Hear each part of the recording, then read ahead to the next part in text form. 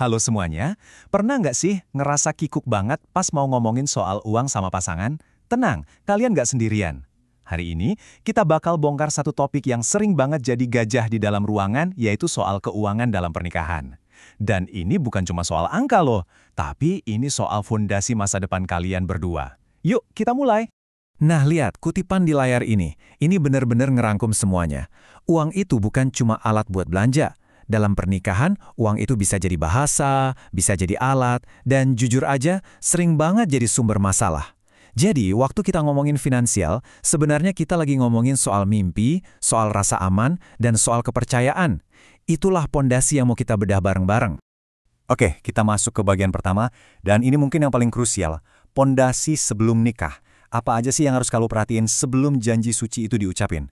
Anggap aja ini fase investigasi. Tapi bukan buat cari-cari kesalahan ya, tapi buat cari kecocokan. Waktu masih pacaran, coba deh jadi detektif keuangan yang cerdas. Perhatiin, ini bukan soal seberapa gede gajinya, tapi gimana cara dia memperlakukan uang.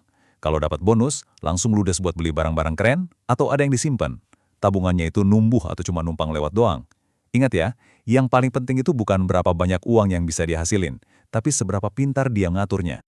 Nah, ada kutipan yang lagi viral nih di internet. Bunyinya, temenin cowok dari nol, tetap nol. Kedengarannya nyinyir banget ya. Tapi tunggu dulu, jangan salah paham. Ini bukan berarti kita nggak boleh dukung pasangan dari bawah. Pesan sebenarnya itu gini, kalau orang itu nggak punya kemampuan ngelola uang, mau sekeras apapun kerjanya, angka nol itu yang nggak bakal berubah. Manajemen keuangan itulah mesin penggeraknya. Oke, setelah menikah, permainannya berubah total. Nggak ada lagi tuh yang namanya uangku dan uangmu secara mutlak. Sekarang adanya uang kita. Nah, disinilah saatnya kalian nentuin siapa yang bakal jadi menteri keuangan di rumah tangga kalian. Pertanyaan ini nih, sering banget jadi sumber konflik pertama buat pasangan baru. Siapa yang harusnya pegang kendali? Apa harus suami?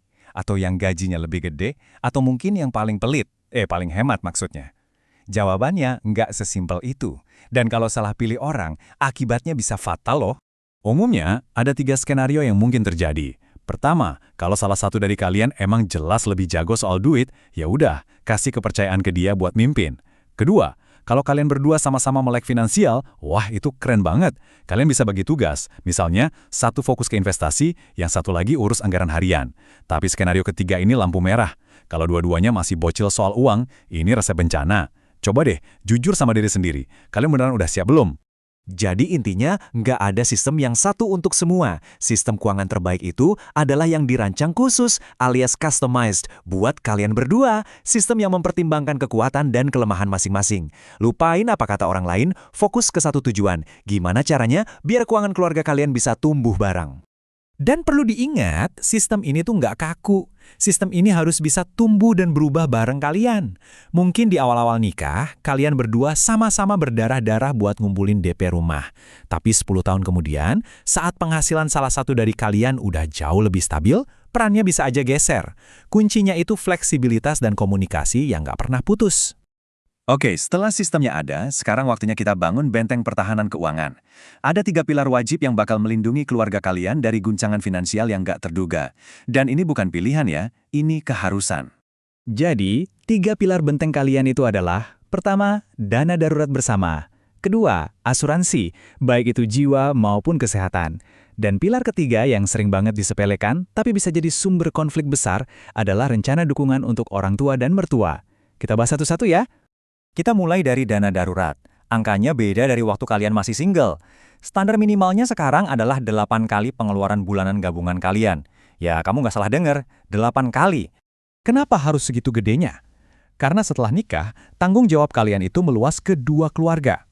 Dana ini jadi semacam sumber netral yang udah disepakati bareng buat bantu orang tua dari kedua belah pihak kalau ada apa-apa. Ini penting banget buat mencegah argumen klasik kayak, kok orang tuamu terus sih yang dibantu? Nah, jadi nggak ada lagi drama begitu. Sekarang kita masuk ke bagian yang paling panas. Mari kita hancurkan 2 mitos terbesar soal uang dan hubungan yang sering banget disalahpahami. Siap-siap ya, ini mungkin bakal sedikit kontroversial. Kalimat legendaris ini. Uang suami itu uang istri, tapi uang istri bukan uang suami. Sering jadi bercandaan, tapi bisa jadi pemicu perang dunia ketiga di rumah. Bener nggak sih kayak gitu? Atau ada realita yang lebih rumit dibaliknya? Gini, realitanya itu jauh lebih dalam dari itu. Buat banyak pria, harga diri dan semangat juangnya itu terikat sama kemampuannya untuk membangun sesuatu, termasuk stabilitas finansial. Kalau dia ngerasa perannya cuma jadi mesin ATM yang setor tunai tanpa punya otonomi sama sekali, giginya atau semangatnya buat berjuang itu bisa hilang. Dan kalau semangatnya udah padam, percaya deh, itu bakal ngaruh ke pendapatan seluruh keluarga. Dan mitos kedua, lebih baik minta maaf daripada minta izin. Ini mungkin nasihat yang bagus kalau kamu mau nekat beli barang diskonan. Tapi kalau dalam pernikahan, wah, ini resep untuk menghancurkan kepercayaan. Dalam konteks pernikahan, minta izin itu jauh lebih baik. Ini bukan soal siapa yang berkuasa, tapi ini soal rasa hormat, soal keterbukaan, dan soal membangun kepercayaan. Sebaliknya, minta maaf itu artinya udah ada batas yang dilanggar.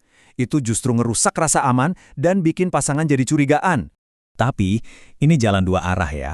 Saat pasanganmu datang minta izin, dia itu sedang menunjukkan rasa hormatnya ke kamu.